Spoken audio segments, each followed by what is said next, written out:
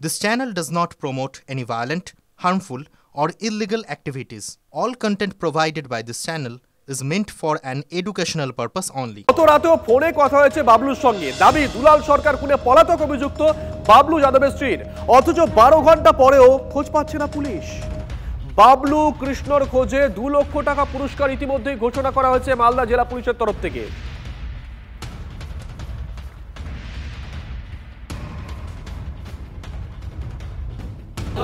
শহরের আরো একটা নেতার কথা উঠে আসছে, তার সাথে কি যোগাযোগ?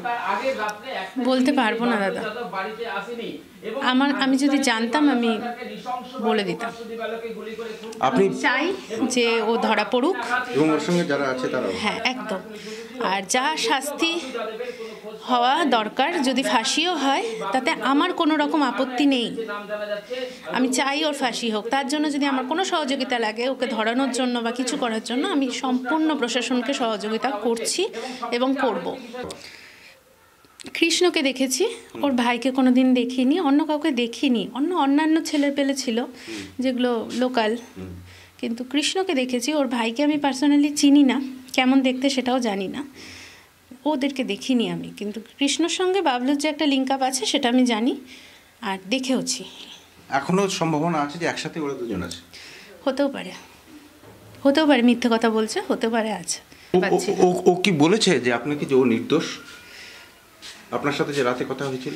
না, সেরকম আমি অনেকবার জিজ্ঞেস করেছি তুই করেছিস কি না, সে একটা না বলেছে, কিন্তু সেরকম ইয়ে করে বলেনি কিছু, মানে জোর দিয়ে বলতে পারছেন না। মানে আপনি তো বলেছেন যে গুলি চালানোর মতো ঘটনা, এত বড় ঘটনা, তো ও কি একবারে সেরকম ভাবে প্রতিবাদ করে বলেছে যে আপনাকে না না করিনি, কাজ করিনি? না না না বলেনি, এমন করে কোনো প্রতিবাদ করেনি না।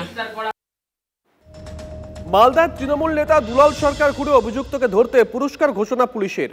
খুনে অভিযুক্ত 2 পলাতকের খোঁজে পোস্টার দিয়েছে পুলিশ।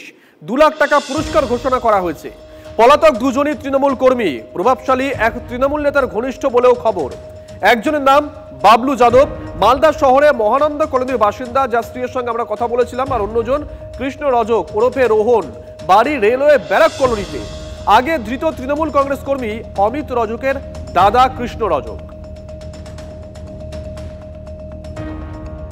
পুলিশি তদন্তে সন্তুষ্ট নন নিহত তৃণমূল নেতা দুলাল সরকারের স্ত্রী। মুখ্যমন্ত্রীর দ্বারস্থ হচ্ছেন দুলাল বাবুর স্ত্রী চৈতালি দেবী। আসল মাথাকে ধরতে হবে, তাদের শাস্তি চাই, দাবি দুলালের স্ত্রীর। দেখুন, সন্তুষ্ট তো হওয়ার কথা নয়, আমি তো চাইছি অতি দ্রুত সমাধান হোক। এটা কেন এত ধীরে চলছে আমি জানি না, তার পেছনে তাদের কোনো ভালো ইয়ে রয়েছে নাকি। আমি আশা করব আমাকে 1-2 দিনের মধ্যে যে আসল দোষী তাকে বার করবে। কাউকে লুকানোর চেষ্টা কোনো প্রলোভনে, কোনো পাওয়ারের এতে যেন না করে, কারণ এটা খুব সত্য কথা। যেভাবে তাকে মেরেছে এটা খুব সাধারণ কথা নয় যে কোনো সাধারণ মানুষ বা কোনো ছেলেরা করেছে। যারা করেছে তারা তো অবশ্যই অপরাধী, কিন্তু যাদের মাথা থেকে এসে এই জিনিসটা হয়েছে তাদের ধরার আবেদন আমি রাখছি। আসল লোকগুলোকেও বার করুক, এদেরও ধরুক, এবং সাথে সাথে আসল যারা আছে তাদেরকেও বার করুক। একদিন পর না হলে আপনি কি জানাবেন, দিদিকে জানাবেন? আমি অবশ্যই আমার কাজ শেষ হলে আমি দিদির সাথে দেখা করতে যাব। দিদির কাছে আমার যা বক্তব্য আমি সেটা বলবো, আমি কি মনে করছি, আমার কি মনে হচ্ছে, আমি কি শুনতে পাচ্ছি, কি জানতে পারছি, আমি সমস্ত কিছু দিদিকে জানাবো। শ্রীমতী ইন্দিরা গান্ধী কে যারা হত্যা করেছিল তার বডিগার্ডরা ছিল, কে কখন কার মাইন্ডে ঢুকবে এটা কেউ বলতে পারে না। না, ওরা বলছে যে এখানটাতেই নাকি রেকি করার জন্য ঘাঁটি। আরে হতে পারে, এটা পুলিশ দেখছে। পুলিশ এখনো কোনো প্রেস স্টেটমেন্ট করেনি। হ্যাঁ, পুলিশ বলুক কারা কিভাবে আছে। স্ত্রী বলছে যে আমি সে তো বলবেই, কারণ স্বামী যদি মারা যায় সে বলবে না? না না, তার স্ত্রী বলছে যে, ওর স্ত্রী বলছে, বাবলু যাদবের স্ত্রী বলছে যে তার স্বামী যদি মানে ইয়ে হয়, দোষী হয়, এবং যদি এরকম আমার মনে হচ্ছে এই ঘটনার সাথে যুক্ত, তার ফাঁসি হলে ফাঁসি হবে। পুলিশ ওর স্ত্রী কি বলছে জানি না, তবে পুলিশ যদি তাকে অ্যারেস্ট করে সত্যটা বের করে, আমরাই বলছি তাকে আইনের দরজা নিয়ে গিয়ে ফাঁসির ব্যবস্থা করব। দুলাল সরকার খুনে এখনো অধরা বড় মাথা। নিরাপত্তাহীনতা ভুগছেন খোদ তৃণমূল কংগ্রেস বিধায়ক নিহার রঞ্জন ঘোষ। প্রভাবশালী নেতা গ্রেপ্তার না হলে পরিস্থিতি ভয়ঙ্কর হতে পারে। মূল মাথা ধরা না পড়লে দুষ্কৃতীদের প্রশ্রয় দেওয়া হবে। মাস্টারমাইন্ড গ্রেপ্তার না হলে জনপ্রতিনিধিদের নিরাপত্তা থাকবে না। দলের যত বড় নেতাই হোক, যুক্ত থাকলে গ্রেপ্তার করা হোক। মন্তব্য চাঁচলের তৃণমূল বিধায়ক নিহার রঞ্জন ঘোষের। স্বাভাবিক, তাহলে দুষ্কৃতিকারীদের তো প্রশ্রয় দেওয়া হলো। যদি মূল মাথা না ধরা পড়ে তাহলে তো আমাদের নিরাপত্তা থাকবে না। আমরা যারা জনপ্রতিনিধি রয়েছে, সেই ছোট বড় যতই রাজনীতির সঙ্গে যুক্ত রয়েছি, আমরা তো খোলামেলা রাজনীতি করি মালদার বুকে। আমরা তো কোনো সময় ভাবি না যে আমি মানুষের উপকার করতে গিয়ে কেউ আমাকে মেরে ফেলবে। এটা তো কোনো দিন আমরা ভাবিনি, এই রাজনীতি আমরা শিখিও নি, আমাদের নেত্রী কোনো দিন শেখাননি। তাই আমার দৃঢ় বিশ্বাস দিদির নির্দেশে সত্যটা জনসমক্ষে আসবে। এবং আমি আবার বলছি, সে আমার দলেরই যত বড়ই নেতা হোক না কেন, সে যদি সত্যি সত্যি এই কাজের সঙ্গে যুক্ত থাকে, তাকেও ধরে জনসমক্ষে নিয়ে এসে তার বিচার হওয়া উচিত। একজন তৃণমূল কাউন্সিলর তিনি খুন হয়ে গেলেন, 72 ঘন্টা পেরিয়ে গেছে, এখনো পর্যন্ত খুনের মোটিভ ধরতে পারেনি পুলিশ। ঠিক এই অবস্থায় নিরাপত্তাহীনতায় ভুগছেন তৃণমূল কংগ্রেস বিধায়ক নিহার রঞ্জন ঘোষ। প্রভাবশালী নেতা গ্রেপ্তার না হলে পরিস্থিতি ভয়ঙ্কর হতে পারে বলছেন তিনি। মূল মাথা ধরা না পড়লে দুষ্কৃতীদের প্রশ্রয় দেওয়া হবে। মাস্টারমাইন্ড গ্রেপ্তার না হলে জনপ্রতিনিধিদের নিরাপত্তা থাকবে না। দলের যত বড় নেতাই হোক, যুক্ত থাকলে গ্রেপ্তার করা হোক, এমনটাই মন্তব্য করেছেন চাঁচলের তৃণমূল কংগ্রেস বিধায়ক নিহার রঞ্জন ঘোষ।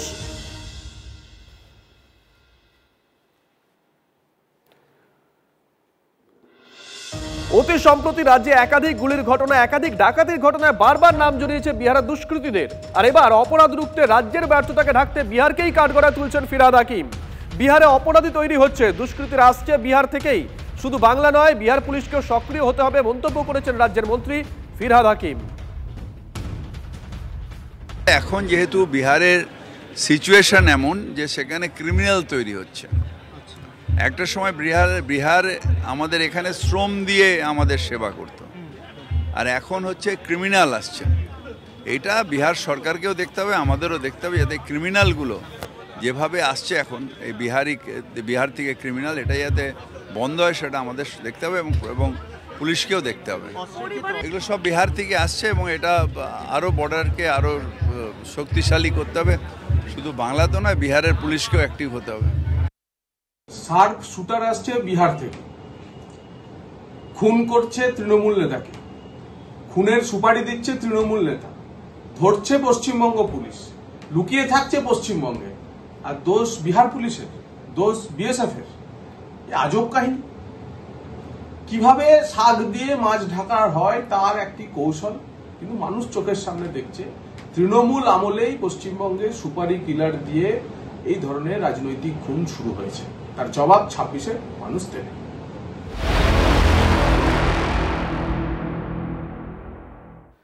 এদিকে আনসারুল্লাহ জঙ্গিদের জেরায় বিস্ফোরক তথ্য। অসমে নদীচরে উদ্ধার অস্ত্র, আইডি তৈরির সামগ্রী। বাংলা এনে প্রশিক্ষণ দেওয়ার কথা ছিল এবিটি জঙ্গিদের। বাংলা সংগঠন মজবুত হলেই অস্ত্র আনার কথা বলা হয়েছিল। প্রশিক্ষণের জন্যই কেনা হয়েছিল পুরনো অস্ত্র। অসম থেকে নির্দেশ আসে মুর্শিদাবাদ হয়ে অস্ত্র বাংলাদেশে পাঠানোর। জেএমবির শিমুলিয়া মাদ্রাসার ধাঁচে মুর্শিদাবাদে হরিহরপাড়ায় মাদ্রাসা তৈরি করতে নির্দেশ দিয়েছিল এই মডিউলের অসম প্রধান নূর ইসলাম।